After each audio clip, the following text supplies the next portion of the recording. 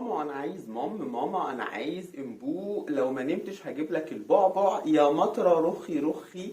كل الكلمات دي احنا بنقولها في اللغة الحياتية بتاعتنا، في اللغة العامية بتاعتنا، وهي اساسا طلعت اصلها فرعوني. تمام. وانا ببحث في موضوع اصل الشوارع وتسمية الشوارع، بصراحة اتكعبلت في الموضوع ده صدفة، عجبني جدا. قلت برضو نغير ونستفيد مع بعض كالعادة ان شاء الله، ونتكلم بقى، نعمل برضو سلسلة حلقات عن اصل الكلمات اللي بنستخدمها في حياتنا العامية وهي اصلا فرعوني. لقيت ان في الاف الكلمات اللي اصلها فرعوني.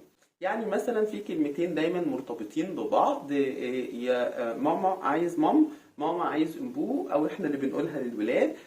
مام هي معناها الاكل او الطعام، فعايز مام يعني عايز اكل. امبو هي اساسا الاصل بتاعها ابنه، بنعكس الب والميم. تمام. معناها العطش، او عطشان. فلما نقول ماما عايز امبو يعني ماما انا عطشان.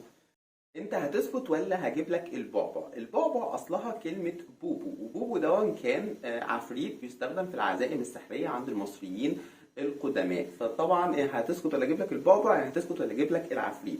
ويقال ان بوبو كان الابن الاول لاوزوريس، واتذكر كتير في كتاب الموتى، والكلمة اتحرفت بعد كده في اللغة اليونانية وبقت فوبو، وبعدين بقت فوبيا. وطبعا فوبيا معروفة ان احنا بنستخدمها في الخوف من شيء معين، فبرضك هي مرتبطة بالخوف. الكلمة بقى اللي بعدها هي بلبوس، اللي هي كانت اساسا بلبوش. بلبوش من مقطعين بل وبوش. بل يعني يحل او يفك، وبوش يعني العورة. فبلبوش يعني يحل ما يستر العورة، يعني يبقى جسمه او عورته عريانة. تمام كده. طبعا الكلمة دي برضو أصلها هيروغليفي. الواد شبطان في ديل أمه، أو الولد ده دايما شبطة. تمام. يعني إيه شبطة أو شبطان؟ هي جاية من الأصل الهيروغليفي شبتي. شبتي يعني القرين، وكانت بتستخدم في حقبة ما. كانوا بيدفنوا مع الميت على حسب طبعا وضعه الاجتماعي أو الطبقة اللي هو فيها عدد من التماثيل المصنوعة من الحجر أو من الخشب، تماثيل صغيرة على أساس يبقوا خدم ليهم وملازمين ليهم في الحياة الأخرى، زي القرين كده طول ما هو بيتحرك هو ملازم ليه. فجت كلمة شبتي يعني القرين أو الملازم ليه، يعني لازق دايما فيه.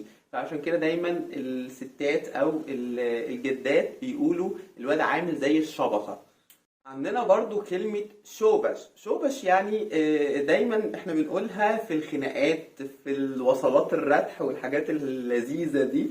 تمام. لكن هي اصلا طلع معناها حلو جدا، معناها 100 هنا. شوبش من الكلمات اللي ليها مقطعين، شو يعني 100، وباش يعني هنا. ف100 هنا يا اهل العريس، 100 هنا يا اهل العروسة، دايما كانت بتتقال في المناسبات الحلوة. تمام. فشوبش يعني 100 هنا، مش حاجة وحشة. يا مطرة رخي رخي، كنا احنا زمان واحنا اطفال بنطلع ونقول كده للمطر، وكنا بنبقى فرحانين قوي. اتاري برضك دي نفس الفكرة كانوا بيعملوها الاطفال الفراعنة، اول ما المطر ينزل يطلعوا يقولوا رخ رخ. ورخ يعني ينزل، يعني بيقولوا للمطر انزل انزل. كالعادة أنا مش عايز أطول عليكم علشان نكمل برضو في وقت تاني وما تحسوش بملل في الحلقة. تمام. ويا رب يكون الفيديو عجبكم والفكرة عجبتكم. اكتبوا لي في التعليقات، ولو عجبكم الفيديو ما تنسونيش في الدعم اللي بطلبه منكم، لايك وشير. واللي أول مرة يشوفنا إن شاء الله يعمل اشتراك في القناة ويفعل زر الجرس عشان يوصل له كل جديد. عايز يكوش على كل حاجة، الله يرحمك ويبشبش الطوبة اللي تحت راسك يا ننوس. وقعد يقول لي كاني وماني ودكان الزلباني. سريعا كده زي ما قلنا ان احنا عندنا كلمات فرعونية كتير جدا بنقولها لغاية دلوقتي واحنا ما نعرفش ان دي اصلا فرعونية. تمام. فيلا بينا بقى بسرعة كده نعرف النهاردة ايه هي شوية من الكلمات دي. زي مثلا عايز يكوش على كل حاجة. كلمة يكوش دي معناها يسرق، ويسرق كمان يعني يسرق حاجات كتير قوي. تمام. فيكوش دي هي برضك كلمة هيروغليفية. لما برضك نيجي نقول الله يرحمه ويبشبش الطوبة اللي تحت راسه. تمام. كلمة يبشبش دي يعني يطري. تمام. لما نيجي نحط للميت طوبة كده واحنا بندفنه، فهم يقصدوا ان هي يطريها على دماغه وهو نايم فما تتعبهوش. زي مثلا برضو احنا يقول لك ايه، قاعد يحور عليا ويقول لي كاني وماني ودكاني الزلباني. هو انا مش عارف ايه علاقتها بالموضوع انه يحور عليا يعني، بس هي كاني معناها السمنة، وماني معناها العسل، ودكان الزلباني معناها صانع الفطير. تمام. بس احنا بنستخدم الجملة دي كده على بعضها، هي كلها اصلا طبعا جملة فرعونية. ماشي، احنا بنستخدم الجملة دي لما نكون متعصبين، او اللي قدامنا بيحور علينا، او مش مقتنعين باللي بيتقال يعني. عندنا كلمة زي كلمة ننوس، يا ننوس يا ننوس عين امك، حاجة زي دي احنا دايما بنقولها، دايما بنتريق على الولاد اللي هي الفرافير. تمام. فكلمة ننوس اصلا هي في الفرعوني ليها او بتتكون من جزئين. نا يعني عظيم، ونوس الجمال، فنانوس يعني عظيم الجمال. فهي دي ما تعتبرش اصلا حاجة وحشة، دي بالعكس دي حاجة حلوة. بس احنا بنقولها دايما اساس الناس اللي جمالها اوفر دي بتبقى شايفه نفسها كده متدلعه ومش عارف ايه والكلام ده كله، لكن هي اصلا في الاساس معناها حلو يعني. طبعا احنا برضو كمصريين بنقول على الفول المدمس، وبناكله وبنحبه، وجبه اساسيه عندنا، لكن هو اصلا مش اسمه الفول المدمس، هو ميتمس. تمام. ميتمس بنكسرها كده شويه وبتتقال بالت. تمام. فهو اصلا معناها ايه؟ معناها المدفون. تمام. لان هما كانوا لما كانوا بيسووا الفول زمان كانوا بيدفنوه في الرمله وبيسووه على الحراره بتاعتها. تمام. اما بقى البصاره فكان اسمها بيصورو. تمام. ودي معناها الفول المطبوخ. فادي متمس وادي بيصورو طلعوا برضه كلمات فرعونيه. يا عم قول له يبطل قر بقى، يا عم يا عم قول له يبطل قر، يعني وحشه. تمام. كلمة قر دي معناها حسد، احنا ما تعودناش ان احنا نقول بطل حسد بطل حسد، دايما بنقولها بطل قر، وهي كده كده بردك معناها حسد، بس احنا بنقولها بالفرعوني. بردك عندنا من الكلمات اللي احنا بنقولها طول الوقت مش، يعني مش هقول، مش هاكل، مش هشرب. تمام. مش دي معناها بردك عند الفراعنة لا للنفي. تمام. برضو من الكلمات اللي بتتقال اها اها اها، يعني مثلا لما يجي حد يقول لك موضوع تقول اه او اها. تمام. فاها ديا كانت معناها نعم. تمام. يعني انت متابع او موافق على الحاجة اللي بتتقال دي. تعال بص كده، بص هناك. تمام. كلمة بص دي معناها انظر، برضك طلعت فرعونية. تمام. بس احنا عمرنا ما بنقول لحد انظر، احنا دايما نقول ايه؟ بص، بص عليها، بص على الكلمة. يا عم يعني انت هناك مفرفش كده، انت هايص وانا لايص. كلمة لايص جاية من الليص. تمام كده، اللي هي المتغرق في الطين، او متغرق في الوحل. فاحنا دايما نقول ايه؟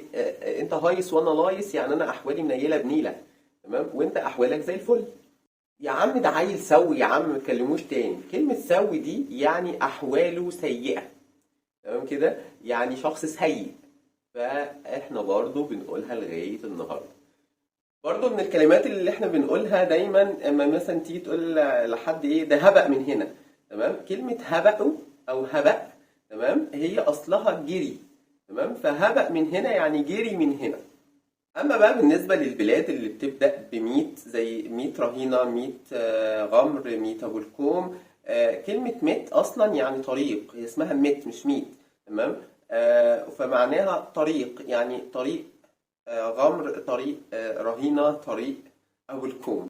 يا مساء الخير عليكم، وحشتوني. يلا بينا بقى نكمل الجزء الثالث من الفيديوهات اللي كنا بنعملها، أصل الكلمات الهيروغليفية اللي احنا لسه بنستخدمها لحد النهاردة في حياتنا اليومية. تمام. هنلاقي زي ما قلنا ان كتير جدا من الكلمات اللي كان اصلها هيروغليفي لسه بنستخدمها لحد النهاردة وليها اصول.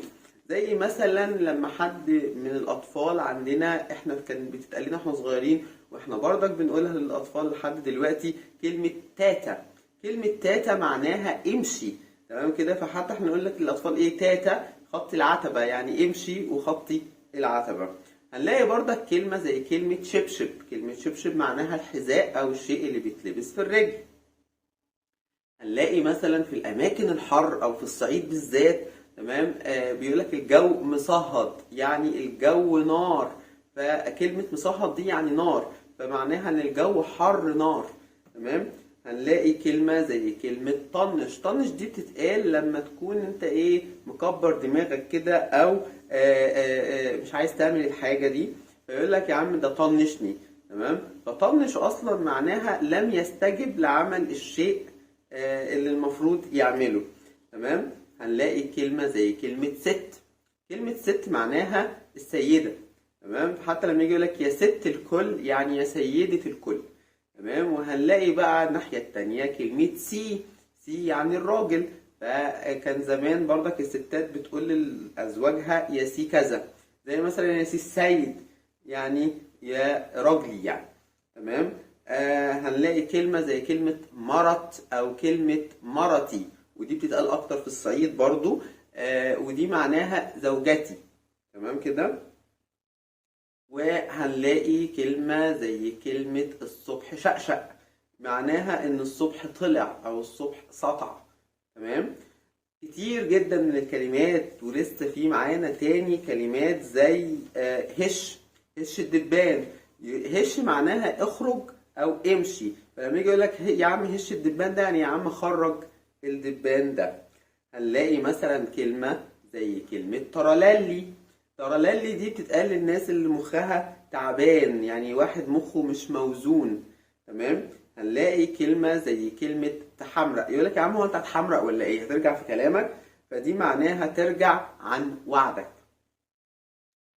اخر حاجة بقى هنختم بيها الفيديو بتاعنا، ودي كانت من الحاجات اللي انا اصلا كنت هموت واعرف معناها، الجملة الشهيرة والأغنية الشهيرة بتاعت رمضان الشهر الكريم، وحوي يا وحوي إياحة. الكلمة دي أنا قعدت فترة طويلة أقول يا ربي معناها إيه؟ يعني إيه وحوي يا وحوي إياحة؟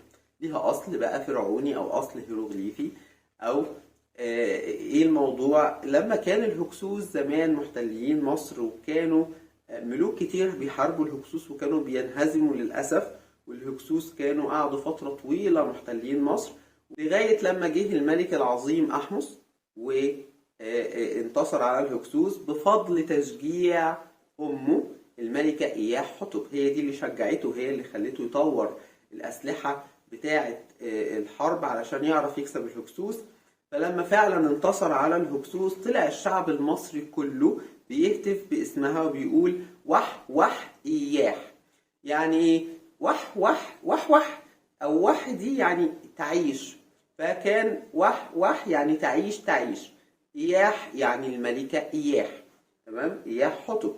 ففضلت الجملة دي بتتقال وح وح إياح وح وح إياح في معظم الانتصارات المصرية، لغاية لما اتحرفت لوحوي يا وحوي إياحة، وكانت بتتقال بردك في الاحتفالات لحد ما وصلت للاحتفال بالشهر الكريم شهر رمضان، وبقت رمز من الرموز اللي بتتقال في الأغاني بتاعت شهر رمضان. ودي كآخر حاجة حبيت أختم بيها الفيديو بتاعي، ويا رب يكون الفيديو عجبكم، ويا ريت تقولوا لنا حابين نكمل ولا كفاية كده، وقولوا لنا بردك في حاجات من الحاجات دي كنتوا تعرفوها ولا لأ، ويا ريت لايك وشير واشتراك في القناة اللي أول مرة إن شاء الله يشوفنا، ويفعل زر الجرس، وإن شاء الله أشوفكم بقى فيديو جديد، والسلام عليكم ورحمة الله وبركاته.